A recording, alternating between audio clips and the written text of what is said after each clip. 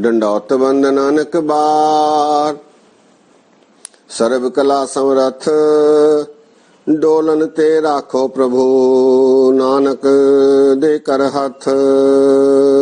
सत्कार योग सत्संग योग, वाहिगुरु जी का खालसा वाहिगुरु जी की फतेह। आज मुखवाक पर विचार साझे करते हैं। मुखवाक अर्थात मुख से निकला हुआ वाक्य, जिसे पंथ में हुक्मनामा भी कहा गया है।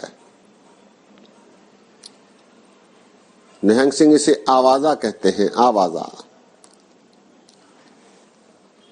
हुक्मनामा, मुखवाक। गुरु ग्रंथ साहब जी महाराज दरबार में आकर दर्शन देते हैं। दीवान की समाप्ति के पश्चात आनंद साहब का पाठ, अरदास, इसके पश्चात कढ़ा प्रसाद की देग का भोग लगने के बाद महाराज मुखवाक हुक्मनामा बख्शते हैं। हुक्मनामा, हुक्मनामा लेते समय, पढ़ते समय हुक्मनामे के पूर्व बेनती के रूप में कुछ श्लोक, शब्द आदि पढ़े जाते हैं। आमतौर पर इन शब्दों का पढ़ा जाना देखा गया है। दंडौत बंद नानक बार, सर्व कला समरथ डोलन ते राखो प्रभु, नानक दे कर हाथ। दंडौत बंद नानक बार, दंडौत अर्थात दंडवत। दंड कहते हैं हाथ को, दोनों हाथ जोड़कर दंडौत बंद नानक बार। बंदना अर्थात बेनती, अनक बार अनेक बार हाथ जोड़कर बेनती है। किसके आगे? सर्व कला समरथ, ऐसे गुरु के आगे जो सारी कलाओं में पारंगत समर्थ है। ऐसा माना गया है कि श्री कृष्ण 16 कलाओं में पारंगत थे। भारतीय परंपरा में 64 कलाएं मानी गई हैं। कुछ एक ग्रंथ 86 कलाएं भी दर्शाते हैं। श्री गुरु ग्रंथ साहब जी महाराज इन सारी कलाओं में पारंगत समर्थ हैं। ऐसे महानतम गुरु हमारे गुरु श्री गुरु ग्रंथ साहब जी महाराज हैं। इसीलिए अरदास करते समय भी हम सर्व कला भरपूर आपकी महिमा वर्णन जाए, ऐसा कहते हैं। दंडौत बंदन अनक बार, सर्व कला समरथ डोलन ते राखो प्रभु, नानक दे कर हाथ। हे प्रभु, हमें डोलने से रोक ले और अपना हाथ देकर थाम ले, नानक देकर हाथ। इसके पश्चात बीच में कुछ शब्द श्लोक पढ़े जाते हैं और अंत में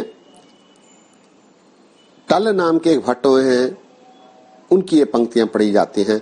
सुख हो टल गुर सेविय अहनिस सहज सुभाए, दर्शन परचिय गुरु के जन्म मरण दुख जाए। इनका खुलासा दास ने पीछे आप जी के साथ साझा किया है। इसके बाद सत्य बलवंड की वार की दूसरी पौड़ी के ये पंक्तियां पढ़ी जाती हैं। हो वह सिफत खसम दी, नूर अरसों कुरसों झटिय, तुद डिठे सच्चे पातशाह, मल जन्म जन्म दी कटिय। और इसके बाद अंत में गुरु अर्जन देव जी महाराज जी का श्लोक वारांते वधिक में जो उनके श्लोक आए हैं, उनमें से अंतिम श्लोक पढ़ा जाता है। सजन सच्चा पातशाह, सिर शाहां दे शाह, जिस पास बैठिया सोहिया सबना दा विसाह। इसके बाद बाणी पढ़ी जाती है। उदाहरण के लिए सोरठ महला पंजवा, सोरठ राग महला पंजवा अर्थात 5वें नानक की ये बाणी है।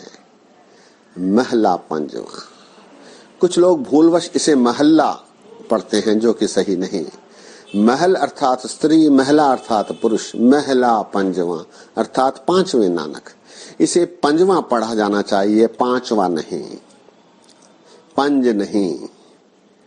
महाराज गुरु अर्जन देव जी ने गुरु ग्रंथ साहब जी में भी ये लिख दिया है।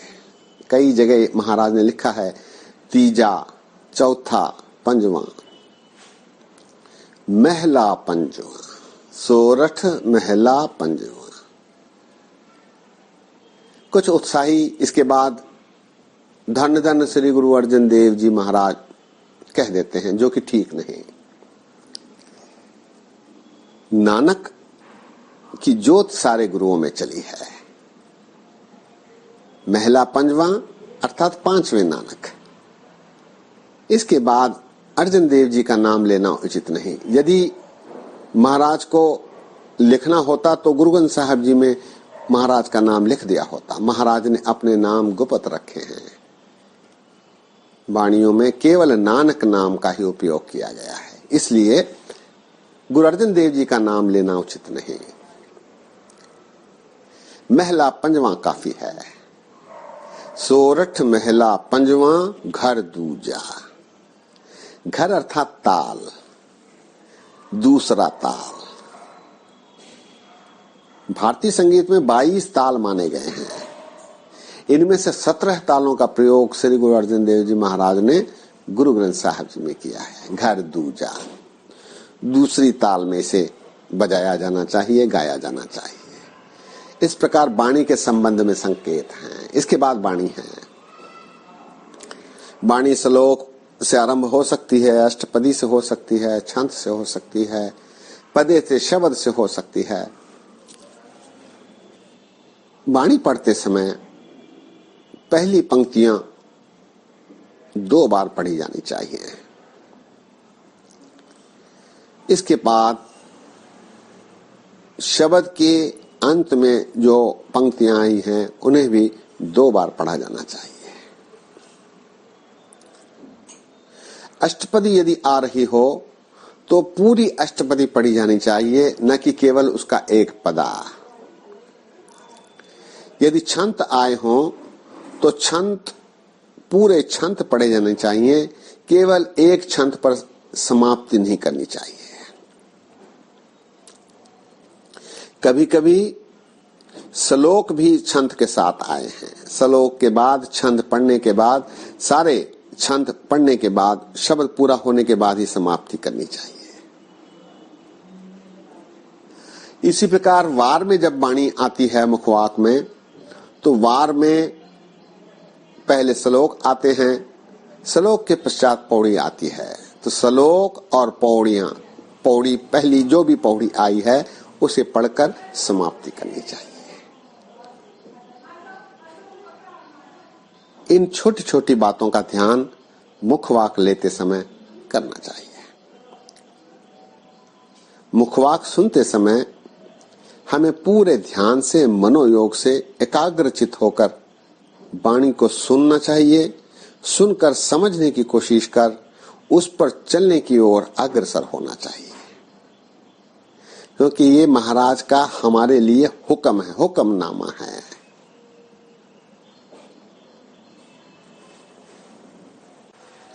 सत्संगियों,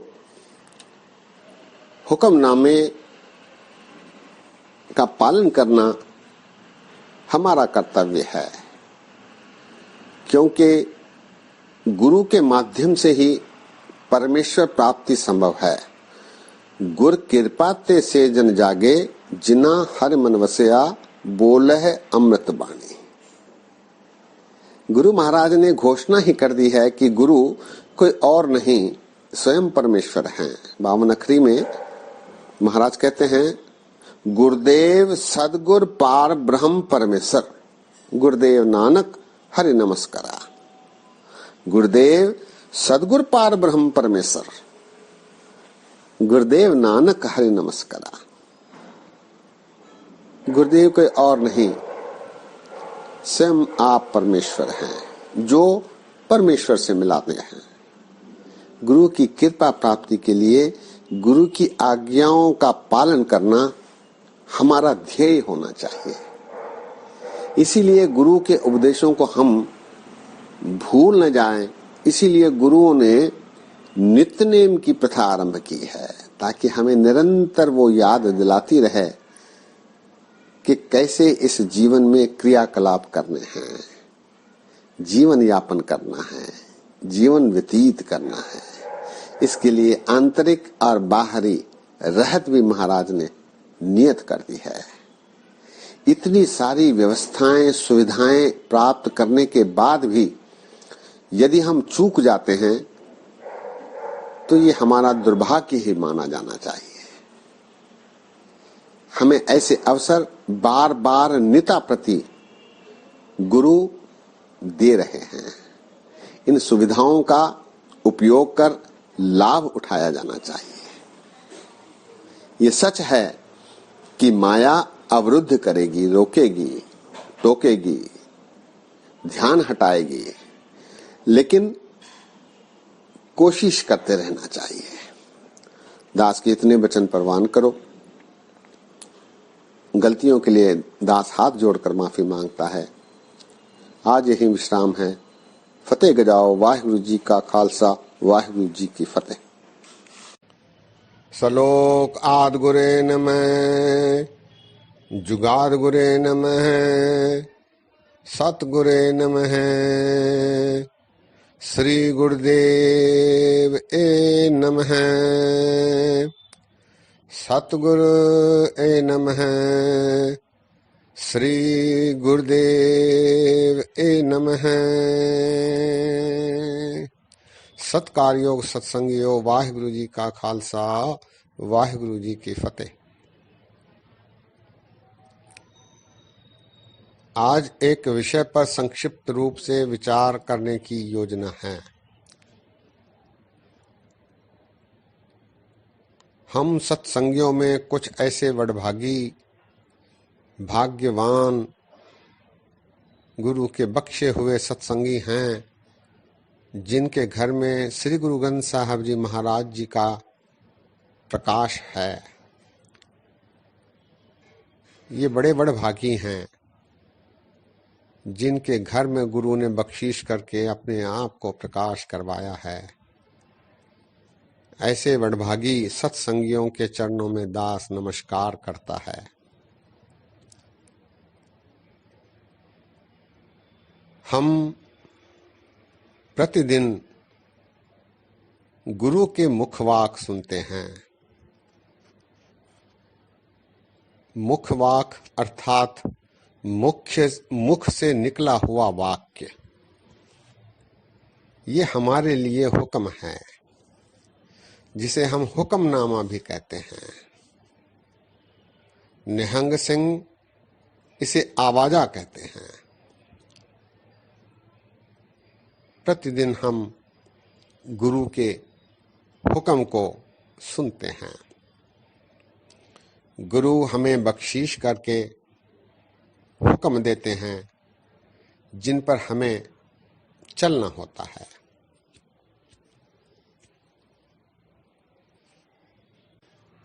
दास ने पीछे मुखवाक के समय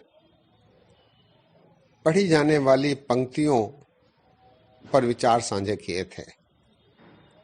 आज मुखवाक के संबंध में, हुक्मनामे के संबंध में संक्षिप्त रूप से कुछ विचार साझे करते हैं। गुरु ग्रंथ साहब जी हमारे गुरु हैं और ये सारे गुरुओं की देह है, प्रकट गुरां की देह। इसलिए हम गुरु ग्रंथ साहब जी के पन्नों को अंग के रूप में मानते हैं, जो कि अंग हैं। मुखवाक लेने के लिए हमें गुरु ग्रंथ साहब जी का प्रकाश करना होता है। प्रकाश करते समय गुरु बख्शीश करके हमारे हाथों द्वारा कौन सा हुक्म देना है ये दर्शाते हैं।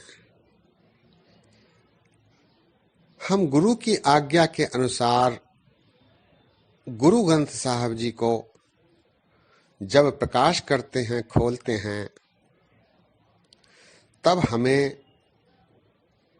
कोई संकोच नहीं करना चाहिए कि कौन सा अंग, कौन सा पन्ना गुरु महाराज प्रकाश के रूप में हमें भेंट करना चाहते हैं। क्योंकि अंग 1 पन्ना 1 से 1430 अंग पन्ने तक गुरु ग्रंथ साहब जी गुरुओं की देह है। इसीलिए हमें उसका प्रकाश करते समय जहां भी हमारी उंगलियां ठहरती हों, जहां गुरु कृपा करके हमारी उंगलियां ठहराते हों, उसका प्रकाश कर देना चाहिए। कोई संकोच नहीं करना चाहिए। गुरु ग्रंथ साहब जी के प्रकाश होने के बाद गुरु महाराज बख्शीश करके हमारी नजरें, हमारी दृष्टि जिस अंग पर पहली बार पड़े, चाहे वो बाईं ओर हो या चाहे दाईं ओर हो, जहां भी गुरु कृपा करके हमारी दृष्टि को उस अंग पर ठहराते हैं, जहां हमारी दृष्टि डलवाते हैं, उसी शब्द को हुक्मनामे के रूप में पढ़ा जाना चाहिए। ये संकोच बिल्कुल किसी के मन में नहीं होना चाहिए कि बाईं ओर से पढ़ा जाए या दाईं ओर से पढ़ा जाए। ऐसा करते समय यदि गुरु कृपा करके हमारी दृष्टि बाईं ओर अगर डलवाते हैं और संयोगवश जहां हमारी दृष्टि पड़ी है उस शब्द की आरंभता उसके पहले वाले पन्ने पर, अंग पर शुरू होती है, तो हमें निसंकोच, कोई संकोच न करते हुए पन्ना पलटकर वहां से मुखवाक लेना चाहिए। इसमें कोई किसी को संकोच नहीं होना चाहिए। शब्द जब हम पढ़ते हैं तो पूरा शब्द पढ़ा जाना चाहिए। उदाहरण के लिए, वाणी यदि छंतों में आई है तो कुछ छंत ऐसे हैं जिनके पद लंबे होते हैं, 4-4, 5-5 पद वाले छंत भी होते हैं। एक एक पद में कभी कभी 5-6 तुकें होती हैं।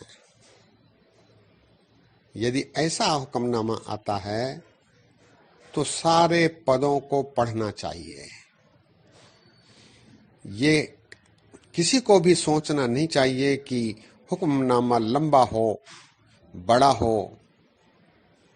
ऐसा कोई संकोच किसी के मन में नहीं होना चाहिए, क्योंकि महाराज ने एक शब्द की रचना की है, उसमें छंत में पद लंबे छोटे, तुक बड़े छोटे आ सकते हैं। ये पूरा शब्द पढ़ा जाना चाहिए।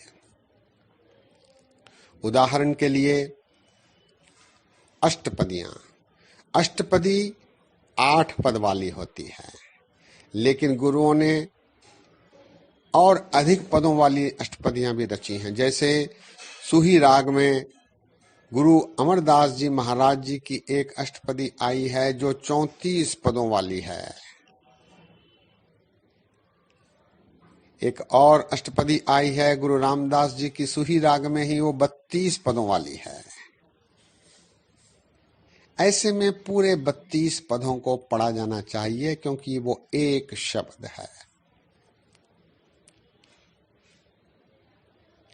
अंत में वारों में जब मुखवाक हुक्मनामा आता है तो वारों में पढ़ते समय पहले श्लोक पढ़ा जाना चाहिए, श्लोक के बाद पौड़ी पढ़ी जानी चाहिए और समाप्ति की जानी चाहिए।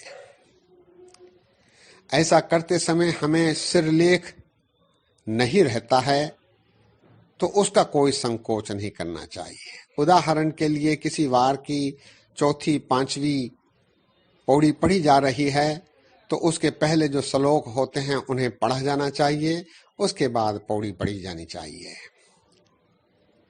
यदि आप गहराई से देखें तो हजूर साहब में और हरमंदिर साहब अमृतसर जैसे ऐतिहासिक गुरुद्वारों में इसी पद्धति का, इसी का उपयोग होता है। आस है दास ने तुच्छ बुद्धि के अनुसार इस संबंध में कुछ प्रकाश डाला है। दास ने ऐसा करते समय बेअंत गलतियां की होंगी। दास को अनजान जानकर क्षमा बख्शो। बहुत सारे सत्संगी ये पूछते रहे हैं कि हुक्मनामे लेते समय, मुख वाक लेते समय कौन सी पद्धति अपनाई जानी चाहिए। दास ने सोचा कि इस बारे में आप जी से विचार साझे कर लिए जाएं ताकि सभी को सुविधा रहे। अंत में एक और बेनती हाथ जोड़कर आप जी के चरणों में है। हुक्मनामा हमारे लिए हुक्म है, उस पर चलना हमारा धर्म है।